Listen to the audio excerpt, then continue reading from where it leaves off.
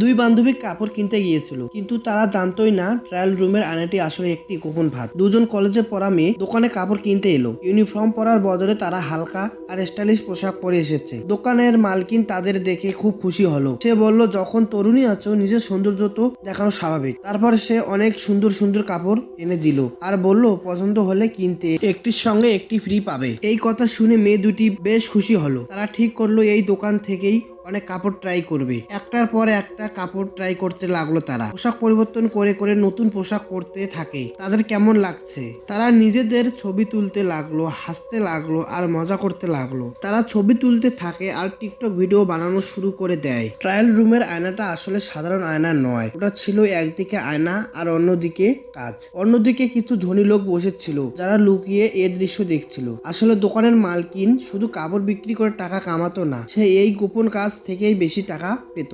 একটি কিনলে একটি ফ্রি পাবে ব্যাপারটাও ছিল একটি ফাঁদ, যাতে মেয়েরা বেশি বেশি কাপড় ট্রাই করে। কারণ দুই বান্ধবীর একসাথে ট্রায়াল রুমে কাপড় বদলানো, এই দৃশ্য দেখা খুবই বিরল। এভাবেই দোকানের মালকিন বাইরে থেকে নতুন গ্রাহক আনছিল আর ভিতরে চলছিল এক ভয়ঙ্কর গোপন ব্যবসা।